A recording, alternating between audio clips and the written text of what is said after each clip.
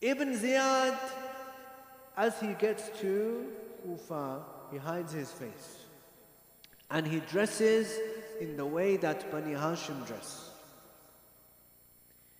And when he enters into Kufa, people think that Imam Hussein alayhi salam has come. Why did they make this mistake? Because they didn't listen to Muslim ibn Aqeel. Muslim ibn Aqeel is there.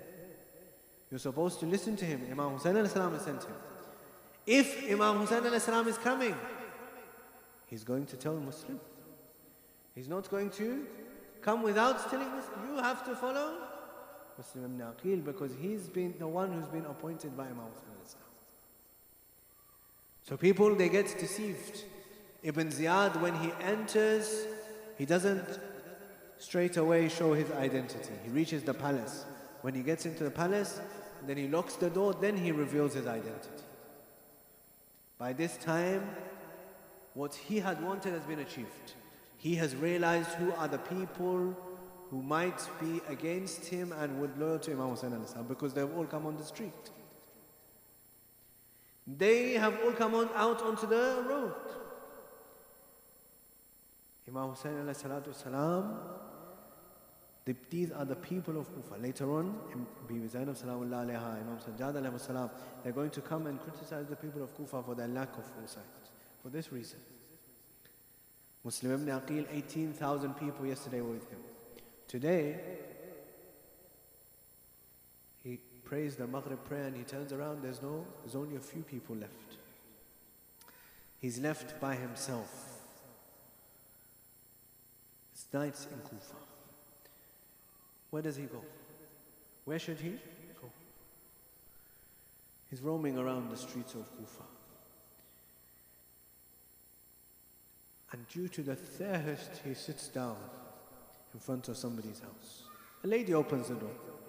This lady is a follower of Ahlul Bayt. She says to him, "Who are you?" He says, "Can I have some water?" Imagine.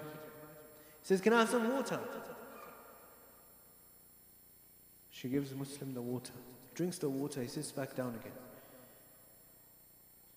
He says, imagine how he would have said this. Muslim ibn Aqeel, famous warrior. Imagine how he would have said this. She says to him, "Let's go to your home. Don't you know this is the situation in Kufa is not good?" So he says to her, "What should a person do who has no home? What should that person do? What should that man do who has no home?" So she says, "Who are you?" He says, "I am Muslim ibn Aqeel. I am from the family of the Prophet." She says to him that if you have nowhere to go, you come, stay in my house. Ibn Ziyad has done an order that if anybody finds Muslim, arrest him and bring him to me, I will give you a reward. Everybody in Kufa is searching for Muslim. Everybody in Kufa is searching. Muslim ibn Aqeel is in that room. He's doing ibadat, he's remembering Allah subhanahu wa ta'ala. All of a sudden, he falls asleep. It's late at night, he falls asleep. In the sleep, he sees a vision. He sees Amirul Mu'mineen alayhi salam. Amirul Mu'mineen alayhi salam says, "Muslim, I give you good news of your shahadat, that you're going to meet me soon." He wakes up, continues his ibadat. That lady's son comes home. He hears, he wants to go in that room. The lady says, "Go somewhere else." He hears the noise. He says, "Tell me who's in that room." He says, "Muslim ibn Aqeel is in that room." He goes to Ibn Ziyad. He goes to Ibn Ziyad. He says, "The one you're looking for is in my house." As soon as the morning comes, horses are outside, people are outside to come and arrest Muslim. But this is the bravery of the sons of Hashim. That lady says to Muslim, "Don't go out of the house." Says to him, "Don't go out of that house." She says, "No." He says, "No. I cannot let your house be attacked because of me. I will not allow that your house gets attacked because of me. She tries to prevent him. He comes out.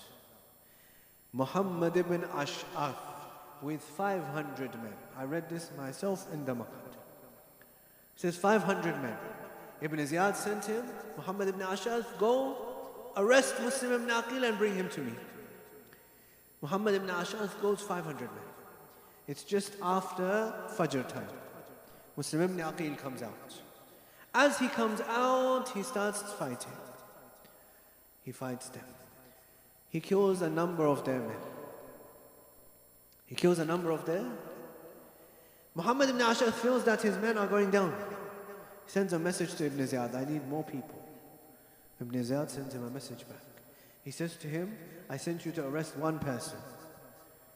What did Muhammad ibn Ash'af send back to him? He said, Ibn Ziyad, this is not the son of Kufa's greengrocer. This is Muslim ibn Aqeel ibn Abi Talib. This is Muslim ibn Aqeel ibn Abi Talib. He says, I don't care. I want you to arrest him and bring him to me. However you do it. They arrest him. As the morning comes up, the sun rises, people are gathered on their rooftops of their houses. And they're watching this scene. They're watching this scene that Muslim is fighting by himself. Till they realize that they won't be able to arrest him in this way. They keep fighting and they bring him into an alleyway. In that alleyway, they dug a trench and they covered it with leaves. They brought him fighting into that alleyway and his horse goes into that trench. When his horse goes into that trench, they surround him and they start pelting him with stones.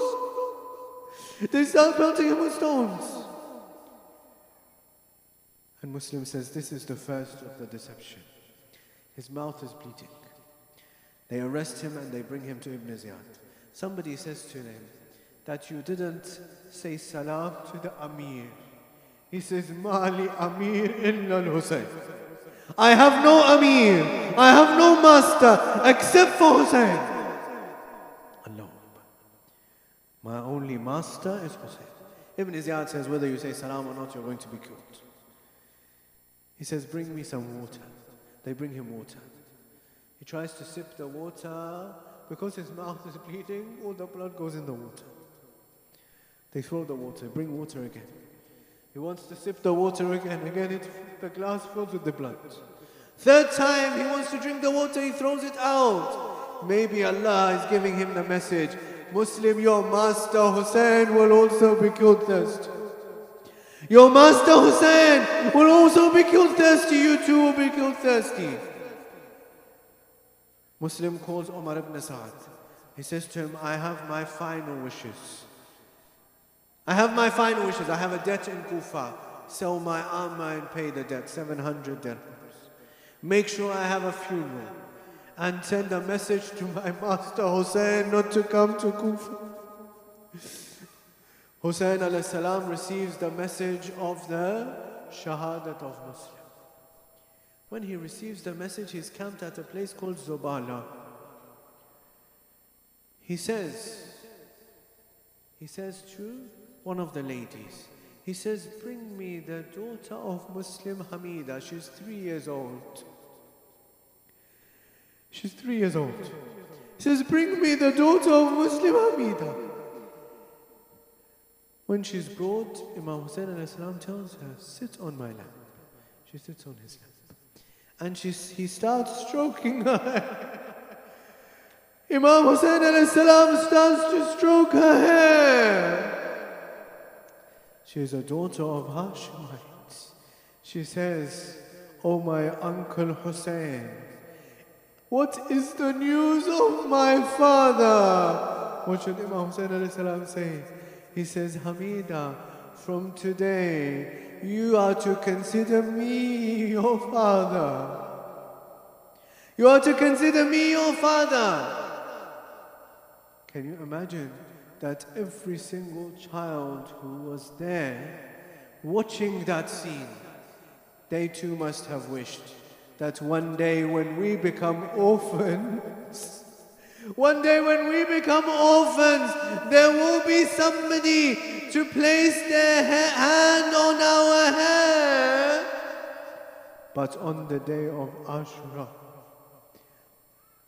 Amongst those people who were there would have been Imam al-Baqir alayhi salam as well. He was 3 years old. He too would have thought that there's going to be somebody who's going to place their hand on my head when my grandfather dies. Sakina would have thought, when my father dies. That narration states that on the day of Ashura, when Imam Hussein alayhi salam got killed, a person came and he wanted to snatch the earrings from the daughter of Imam Hussein alayhi salam. But as he's snatching the earrings, he's crying. So that daughter of Imam Hussein alayhi salam says to him, "That's why are you crying?" He says, "I'm crying at your state." She says, "If you're crying at my state, why are you taking my earrings?" He says, "If I don't take them, somebody else will take them."